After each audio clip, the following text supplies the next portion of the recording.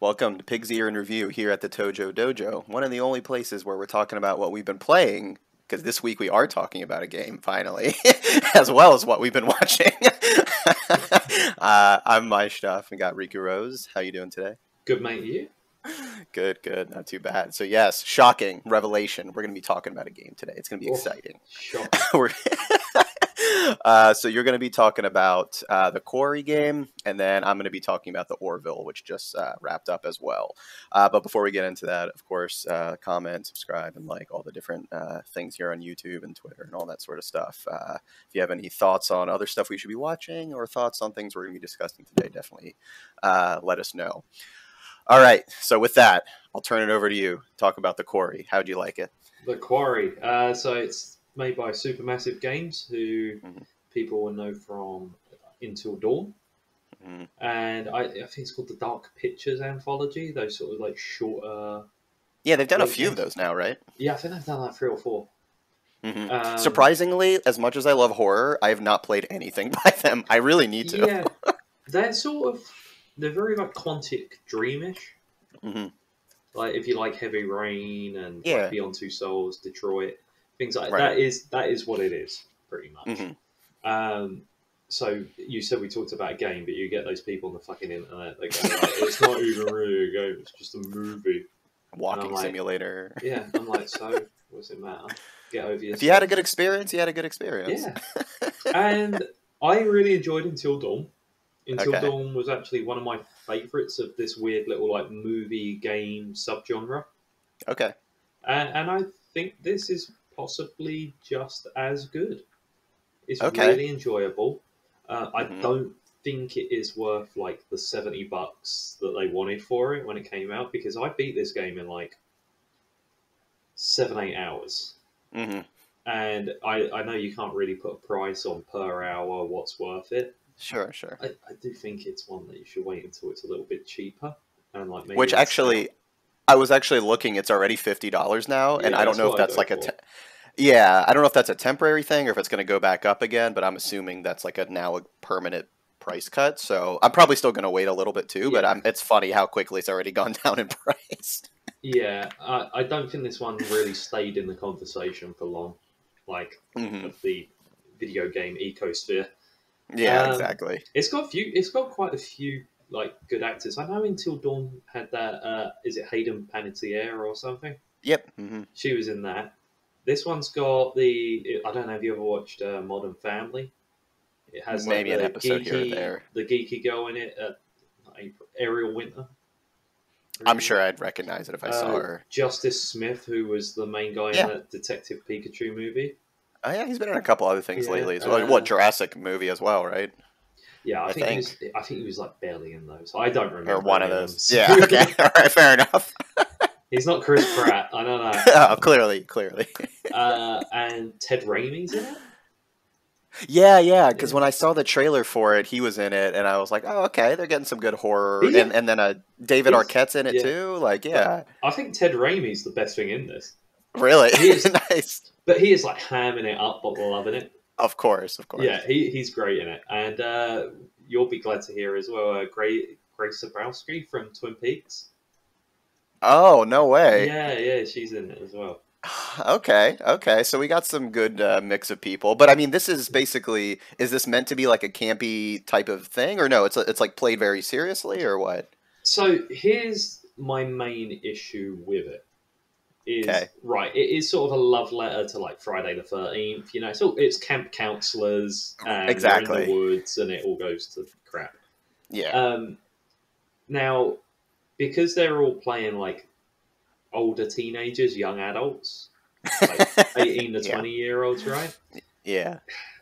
They don't seem like it. They're like really. There's one guy who's really bad in this. He like is the jock. And if whoa, like, you know, he's like trying really hard.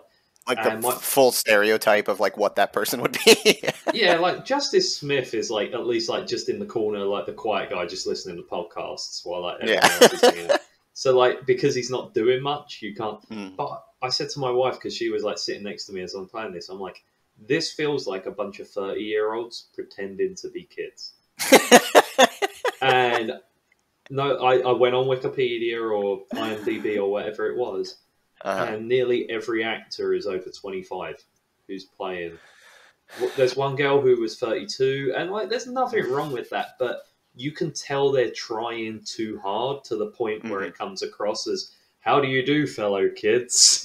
Yeah. Well, so that's the thing, too. And granted, this, to some extent, still happens, but definitely more in the 80s, in the era of, like, Friday and Nightmare on Elm Street and all this stuff. They almost always got, like, college-age people to play high schoolers because they like, picked out ones that could look young enough to, like, still make it past. So that was super common. Like, even Stranger Things I'm watching, they're practically in college now, but they're still trying to play, like, 10th graders, and I'm like, it's kind of pushing it a little bit, but...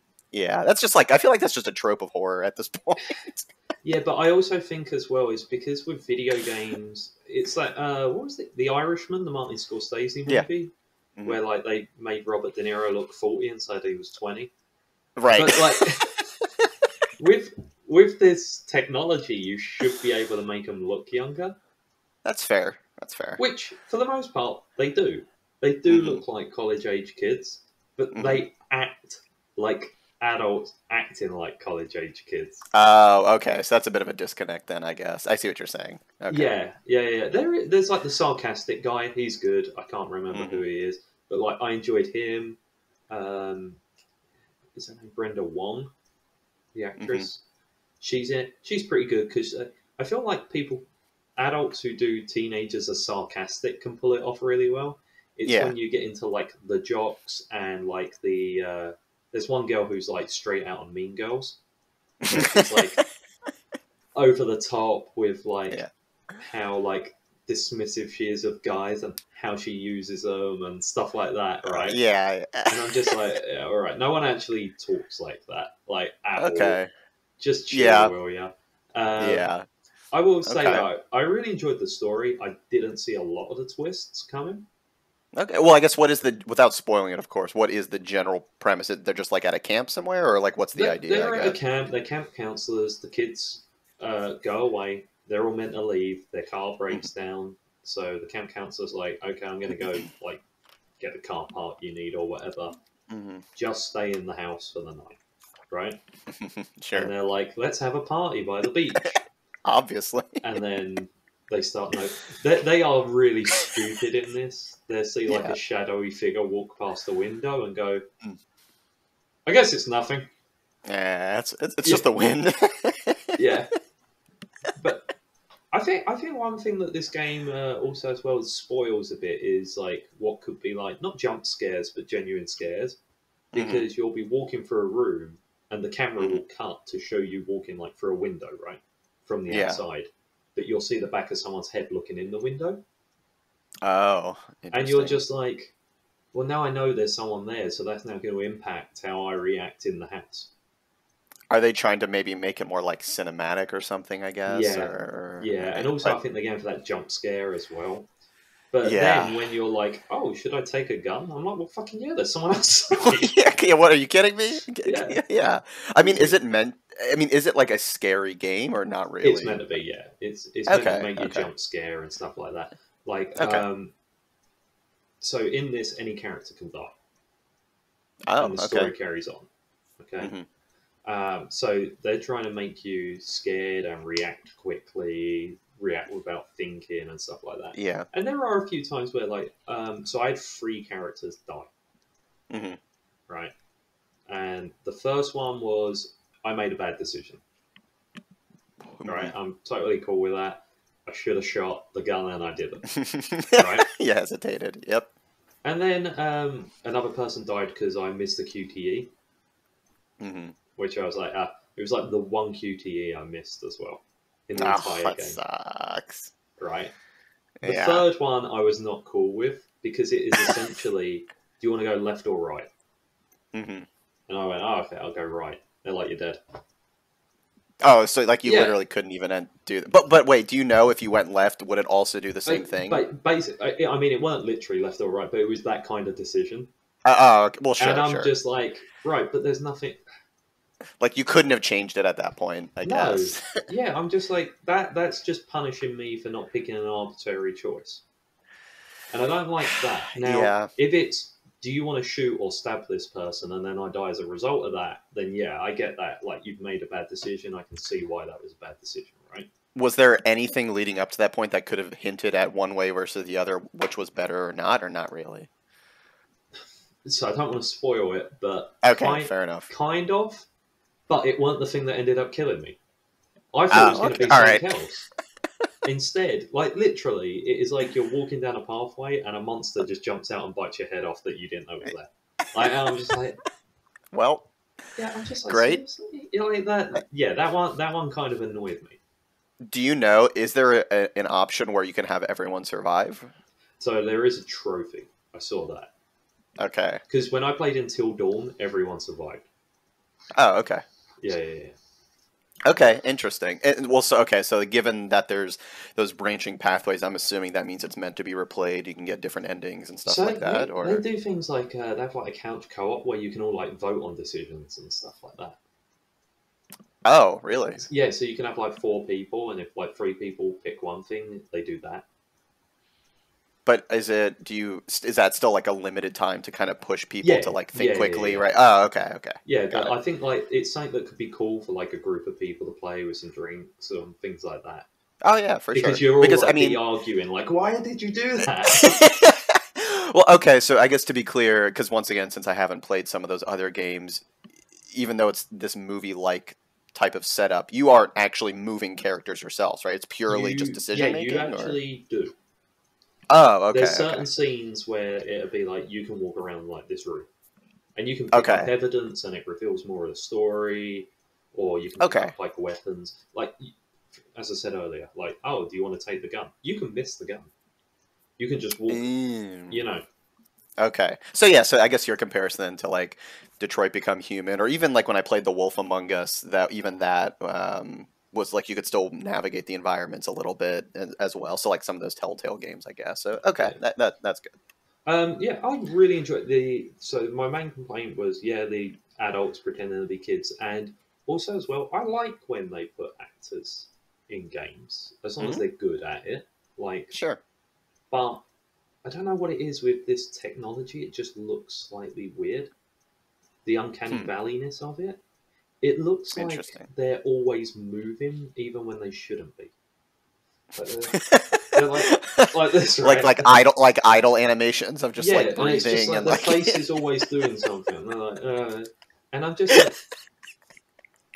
You know what that reminds me of? Have you ever seen the one video from LA Noire when they're asking the old dude of like if whether or not he's lying, and obviously the point of that game is you're trying to read the facial expressions, and then it zooms in on his face, and it's just like his face is like all fucked up. That's what that reminds me of. It's not even that. Like there's just scenes where like people are like they're not saying much, or they're just like looking at one another, but it looks like all of their body has to be moving all the time. Interesting. But was that okay? But for comparison, their other previous games, did they have that as well? Kind of that issue. Yeah, I don't know why it is with games where they use real actors. I'm guessing it's something to do with the mocapping or something. I mean, maybe it's just a conscious choice, but then they just still haven't quite nailed it yet, I guess. Yeah, it just looks slightly off because there are scenes where they like zoom in on the face and it's just the face. Yeah. Like, okay, like this looks close to like a movie, like in the Marvel ones where they do like the de-aging and stuff like that. Yeah, this looks really good, and then it'll just show their entire body, and they're just like standing, just like moving everywhere. Great. Okay, good to know. And you played this on PS5, I'm guessing. Yeah. Okay. I don't know what the upgrades are. I'm gonna be honest. It's better. Don't worry about it. More power. Yes. It's scary. More power. Okay, so now that you've beaten it, do you think you'll play it again to try and do other endings, or do you not typically do that with these types of games? No, I never do. I've solved the mystery. I would like certain people survived who died. I don't care enough to put another 8 hours into it. Yeah. Okay. If they did like some games do this sort of like fast forward feature, Now, if it was, I don't think even if people survive, it would be that dramatically different. But it would be cool if you could go back and be like, right, let's change this decision, and then anything that's the same, it fast forwards through. Yeah, or show kind of like branching decision points and maybe picking from there or whatever. Yeah. Yeah, essentially all it does in the credits is it does like Animal House, where it shows you pictures of everyone and like a little thing of like so and so went on to college.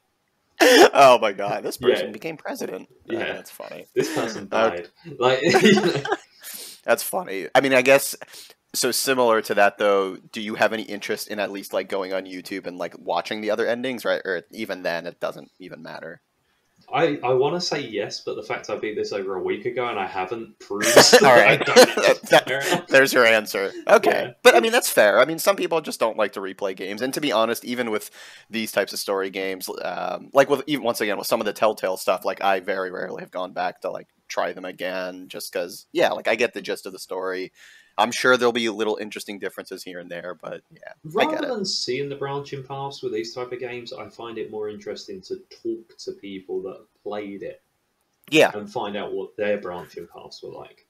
Well, I guess, sorry, to go back again to Telltale, one of the cool things they did after each chapter was like, oh, this percentage of people picked this decision. Do they do that in this game as well? Oh, that would have been cool. Yeah.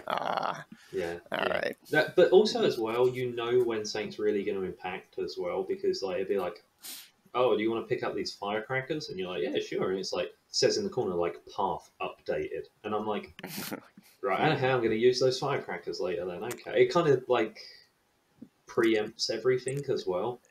Yeah, I wonder if you can turn that off, or maybe they'll add that option or something. I don't know. Yeah, it doesn't give you a lot of room to just be excited and just go in blind. I think it's always a bit too worried about people not being sure what's going to impact what. And I'm like, well, that's kind of the point of these games. That's the point, yeah. Yeah. Let people be surprised. I mean, that's once kind of like with a horror movie. I mean, at least for most people, you're going in to be surprised or scared or figure out a mystery. Like, you don't want like part of the way through to get informed of what's happening. Yeah. Yeah, I don't know. It's like if in Nightmare on Elm Street, it just like the person went asleep and it just came up, path update. Just front center. Yeah. Something's going to happen. Yeah. Nice. Okay. So, I mean, do they... I mean, maybe this is dependent on some of their past games, because like that Dark Pictures one that kind of did multiple games, but like Until Dawn, I'm assuming, was its own thing. Yeah. But with Quarry, I don't know, do they leave it open for more? No, okay. I don't think they can either, because of the fact that like everyone can die, everyone can... Like, that's fair. Yeah. I feel I like this idea of them every 3 or 4 years, not necessarily even just horror, but just doing like a movie like game. Yeah. Like my favorite, like I actually prefer like Until Dawn into a lot of the Quantic Dream games, but just in Detroit, that whole cop section was awesome. The robot cop and the older cop, Connor and Hank. Yeah. Where it was like Alien. What's that movie? The 80s movie with the aliens in LA, and one of them becomes a cop with Mandy. What's his name? Wait, what? Oh no! There's a movie in the 80s, and it's like aliens come to Earth, and they all get drunk off like spoiled milk or something. But then it's like the first alien to become a cop in LA, and he's like he gets partners up with Mandy. What's his name from Homeland? Oh, I have no idea what you're talking about. No. Oh no! This sounds made up. Nation? Maybe. Maybe I mean, this sounds right up my alley. Like, I would absolutely love it, but I don't know if I've seen that movie. Yeah, it's James Caan and Mandy Patinkin from Princess Bride. Huh. He plays the alien, and James Caan's the cop that he gets paired up with. So it's like aliens. Yeah, aliens come to Earth. Sure. Like it's like District 9, you know, like it's like meant to be about immigrants and stuff like that. Sure. And it's like a cop buddy movie where one of them's an alien in LA. That sounds great. I probably would love that movie. It's an alright movie, yeah. But I just love I would love like a cop buddy movie by this team. I would love like them to explore other like 80s genres. Yeah, or just funnier like this type of game, but yeah, to your point, just a funny game. It doesn't have to be super serious drama and horror or whatever. Yeah, just take the formula like and an use 80s it. action movie would be fun. Yeah. You can have that still be like people die and things like that. Well, funny enough, the former Telltale developers are now making a new game in that style, but slightly different. But funny enough, it's a Star Trek game, but it's very much a a Telltale game, but with a little bit more action, is what it looks like. But I'm curious how that's gonna pan out. We'll see. I want a Seinfeld game. Well, there's a horror game called Sinfeld. No, but I want it to be where like you're George and you have to decide, do you make this bad decision? That would be pretty funny. Take a property like that. That would be pretty good, actually. Do you break into the woman's apartment to get the answer machine deleted? Path updated. That would be pretty funny. I would like to see and that. then when you play as Kramer, like the volume should be up to 300. Do you choose to break into the door at full force as you go into Jerry's apartment? Yeah. Path updated. Oh my god, I'd play that. All right, come on, Seinfeld. Oh, and the QTE option should be stand-up show, and if you miss a button, he like messes up the line. It just gets real awkward, and the microphone starts blaring. Yeah. Like drops it. Great. Oh my god! All right, no one steal this idea. We're gonna start developing this. We will sue you, Larry David. Yeah, this is our idea now. Oh goodness! All right, so that's pretty good though. So Quarry overall sounds like a thumbs up. All right, yeah, this is definitely a game I intend to play. Probably somewhat in the near future. I'm taking a bit of a break from some games for a little bit, but I could see myself easily liking this one. And it seems like once again you could play with people and have a good time as well. So that's a unique couch co-op seems to basically be dying at this point. So it's nice to have that come back in a sense. So that's cool. Yeah. All right then. So over to you. All right, the Orville. So before I talk about the Orville, I'm going to some extent adjust something I said over the last couple of episodes when it came to me talking about like modern Star Trek a little bit, because one of the things I had essentially said was most of it is garbage, which is still true. But Strange New Worlds, which was the latest one, was kind of like a return to form where it kind of was that old format, but it was a little bit funnier, but it still had some good heart. And like, it was just an overall great show. I think what I've come to realize is yes, that's still a good show. I'm not taking that back. But what I'm thinking about is that show was so good in comparison to the garbage that came before it, just relatively speaking, just how much of a jump in enjoyment it was. And now that I've watched the Orville, I think it even knocks Star Trek Strange New Worlds down a peg a little bit. In comparison. It's like how everyone got really excited about Wonder Woman and Aquaman, and like both of those movies, I was like, they're okay, they're nothing like amazing, and I realized it's just because they're like a quarter when you're massively in debt. Yeah, like, it helps, but it's like it's nice to find. Exactly. It's all relative, I guess, and it just depends.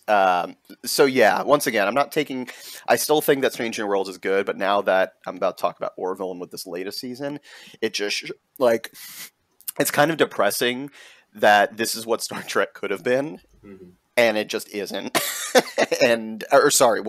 Orville is great, is what I'm saying. But Star Trek could have been like the Orville, and it isn't. So before talking about it, though, if I were to let's say we're not talking about the Orville, and I was going to recommend you a new show, and I said, "Hey, Seth MacFarlane just created a brand new show. What do you think that show would be about?" Well, I actually like Family Guy, American Dad. Well, I should say older Family Guy. Oh, sure, yes, and so do I. Yeah, yeah. I even like the movies he did. I like Ted. That's what I was going to ask. I didn't watch any of those movies. Funny enough, I enjoyed them. They're by no means like highbrow, but they feel like if 90s movies had carried on. Yes. Like 90s comedy movies. Yeah, they didn't age with the rest of the world. Basically, yes. That's the feel I got from at least seeing the trailers for them, even though I haven't watched them yet. But it's really funny you would say that, because that is a good way that I could actually describe the Orville in a sense. So Orville is a very weird show with how it's kind of transitioned over time. So it started about 5 years ago with its first season, I think, 4 or 5 years ago, roughly around the time Star Trek started coming back with Star Trek Discovery. And what's interesting is, funny enough, like Seth MacFarlane, especially if you watch like older Family Guy and American, like even American Dad and stuff like that, it's clear he likes science fiction. Like he puts aliens and weird shit, and he's even had Star Trek actors do voices like on Family Guy. I think he literally had an entire Next Generation episode, if I'm not mistaken, with like all of them back for an episode, just playing themselves basically. So it's clear he loves this stuff. And actually, funny enough, he guest starred on an old episode of Voyager back in the '90s when he started becoming a little bit more famous. So he's like an extra on one old episode, which is kind of funny to see. But apparently, and this could be completely made up, but I remember hearing rumors that he actually wanted to try and get a new Star Trek show made and this was before like the JJ movies kind of started, or maybe roughly around the same time. And as you could probably imagine, given that he was doing like Family Guy and American Dad and all the stuff, I'm sure studios probably didn't really want to give him that, I'm guessing. And once again, this could be completely made up, but I just remember hearing rumors like he wanted to try and get something made like that. And of course, it didn't happen. And also, in the meantime, I don't know if you ever watched the show Cosmos. Like there was the original one with Carl Sagan back in like the 80s, but then he was responsible for the recent revival with like Neil deGrasse Tyson, and he like produced it and all of that, which I think got people a little bit more, not to believe him, I should say, but like, oh, like he clearly likes like serious science fiction. He can do serious stuff as well as humor. Yeah, exactly. So he's released like albums as well, like Frank Sinatra style albums and stuff. Yeah, I mean, he's famously, he like sings and Family Guy and all that sort of stuff. So yeah, like clearly he's a talent. Like whether or not you like Family Guy and American Dad, he's a talented dude. Like he can do a lot of different things, and like more power to him. So I think what happened around the time that the news was breaking that, oh, like Star Trek's coming back, like there's a new series, I think that's roughly around the time when he started saying like, look, I'm gonna like, damn it, I'm gonna do it myself, I guess, at this point, like kind of that mentality. So which is how, or I shouldn't say how Orville started, but that's the feeling I get is kind of what happened. So what's interesting though is the first season, it tells some more serious stories, but very much the pendulum is swung to like the comedy side of things. Like if you watch it, it's practically like a comedy show. I mean, yes, there's serious stuff in it, but it's more comedy than drama for sure, like the first season. And I'm not saying that as a bad thing. I'm just saying it was pitched as a Star Trek-like show. And if you watch the trailers for the first season or any of it even now, it's clear. Like every episode, there's a different... It's the same premise. Sorry, I guess I'm getting ahead of myself. It's about a ship. There's a captain. There's a crew. They're going on space missions. And it's essentially like the Next Generation. So what you said a second ago about like 90s being kept forward, it's essentially like a modern version of Next Generation, which I think is good in the sense that they're not trying to do anything stupidly different, kind of like the recent Star Trek has, but they like they're having fun with it, and they're not relying on crazy special effects like the modern Star Trek is, of like fucking J.J. Abrams lens flares and ultra futuristic nonsense. Like honestly, if you watch Orville, even with this latest season, it doesn't look particularly fancy. Like it doesn't look bad by any means, but it's kind of like they took, once again, 90s Star Trek, made it look a little bit better with the special effects and stuff, but it's that kind of feel you get from it, which was neat. So I guess on the other hand, though, there's some recycled ideas in that first season that's not like completely unique. I mean, granted, maybe if you've never watched Star Trek, you might say like, oh, this is a cool new story I've never heard before. But they're kind of, it's nothing like crazy, but it was still a solid show. Yeah. Then season 2, they kind of, I'll say the pendulum started swinging back a little bit to more to the drama side, but it was still more comedic in nature. Once again, not bad, but you could tell the tone was starting to shift a little bit. And I don't know if that's maybe because Seth like thought it would be easier to sell a comedy show first and then start swinging it, or maybe feedback. Well, it's what he has his toes in. I always remember, was it Lady Gaga? Like she started doing albums with like Tony Bennett. Yeah, and she was like, I just figured out how to get famous, and she's like, now I can actually do the stuff I want to do. Yeah. Well, actually, speaking of which, did you see she is going to be in the new Joker movie, Yeah. apparently? Yeah. So I'm curious. I mean, she's acted before, obviously, but that's like a pretty prominent role. So I'm curious how that one's going to go. But yeah, so they kind of did another season, and by the end of the second season, they were doing some very much more serious storylines, but still with a comedic take here and there. Still good. Nothing like super groundbreaking per se, but you know, whatever. Like not every episode has to be crazy. Not all Star Trek is groundbreaking either. It's just, you know, it was good, I'll say. It was fine. Yeah. Then COVID happened after season 2. So season 3 was supposed to come out I guess technically probably well over a year ago, if not even earlier than that. Like he even said he's had the episodes done for a while now, but they recently, I mean, the season is now wrapped, but it premiered like, what, 2 months ago, something like that.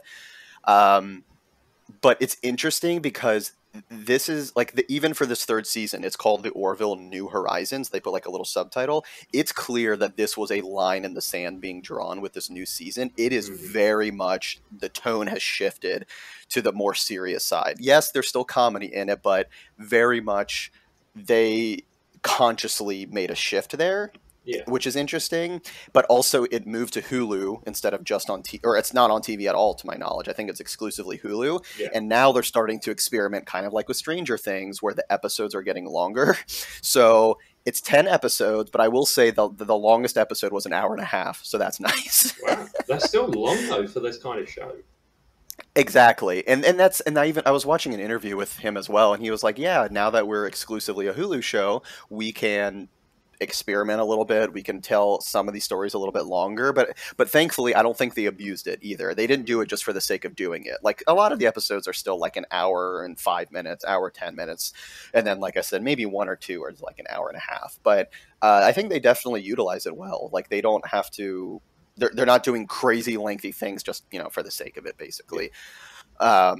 The other, though, interesting thing about the season, like I said, given that shift in tone, they tackle, like, I was surprised. They tackled some pretty heavy issues this season, some of which are going on right now in the real world. Like, I mean, not to get too political here, but I will say they had one episode premiere in particular, and I almost don't want to say too much, but let's just say it premiered one day before a very I'll say infamous, depending on how you look at it, Supreme Court decision that was made a couple months ago dealing with that issue, and completely by chance. Like he even said, like, we did not plan this. Like these episodes were written like 2 years ago. It just happened to work out, and it was very weird seeing that episode, and then literally the next day, Supreme Court stuff happened. So there's some pretty damn like prominent issues that they talk about, which is like that's what good freaking science fiction always is. has done though. Yeah, yeah, like I mentioned when I was talking about it last time. But like Star Wars is about Nazis. I mean, when you look at the First Order, you look at them, it's like a fucking army of Nazis. It's essentially a fantasy epic. Like, and look at Indiana Jones. George Lucas was always obsessed with like World War II adventures and stuff. Yeah, like old that. serials of stuff. Yeah, yeah. And like even old Star Trek. I've never watched Star Trek, but I've seen the clips of. Oh, I'm sorry, I feel bad. But what was the name of the lady who died recently? Nichelle Nichols. Yeah, but there was the first ever interracial kiss on TV. Yeah, yeah. Contrary to what William Shatner might think of how he claims Star Trek isn't political, he clearly wasn't reading between the lines enough, is what it comes I feel like William Shatner got the script and read only the lines, and that was it. Which, as an actor, I can't blame him, but then he needs to understand a little bit more about what's going on. But then again, he's an interesting character regardless, so we could go on and on about him in particular, but yeah, at the end of the day, I think I said this last time, good sci-fi takes a mirror and holds it up to society and tells what's going on, but just kind of through a different lens so you can sort of self-reflect. And there were some other issues as well brought up in the season that, like I said, I shouldn't say I'm surprised per se, but at least I would like to hope, in my opinion, and it was handled very tastefully and in a good way that didn't try to demonize one side versus the other, which was good as well. Like when you watch Discovery and Picard, they are shoving it down your fucking throat of like good guy here, bad guy here. And it's like, Oh my god, it's so bad. Well, Seth MacFarlane can be preachy in his own politics. Mm-hmm. Like Family Guy's done it before, things like that. But I also saw an interview with him once where he said, like, we kind of need to figure out how to talk to people. He said, calling your uncle a racist arsehole at Thanksgiving isn't going to change his mind. Right. You know, like... Exactly. And that's essentially some of these episodes this season are very much about having those discussions between the different groups who have those opinions and showing, not necessarily even always telling, but showing here are the things that can happen. And like even throughout this season, they make a point of it of like people who used to be our enemies are very much now our allies. And like that's what makes it interesting. Yeah. The nuance and that gray space of them talking. And so that's why I'm saying like I think you even asked this last time of like, okay, if I wanted to start in Star Trek, like where should I start? And that's where I said like Strange New Worlds might be good because it's more modern, but it still has that old flair.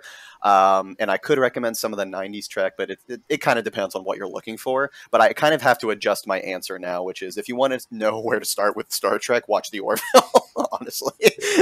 That like, and granted, like I said, the first 2 seasons, it takes some getting used to just because it is more comedic in nature.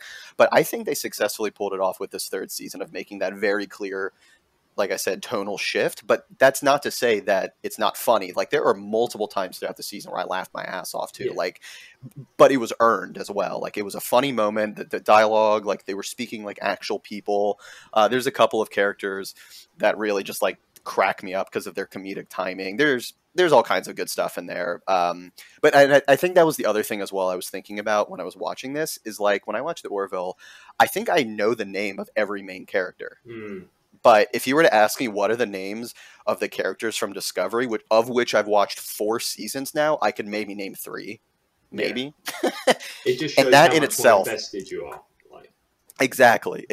Like I actually care about these people. So yeah, it's just crazy. It's funny to see how a show like this can essentially overtake Star Trek. And the thing is, it doesn't even look as good as modern Star Trek. Like you can compare them, and you could say like, "Oh, Star Trek! Like look how good Star Trek looks." And I'm not going to disagree with that.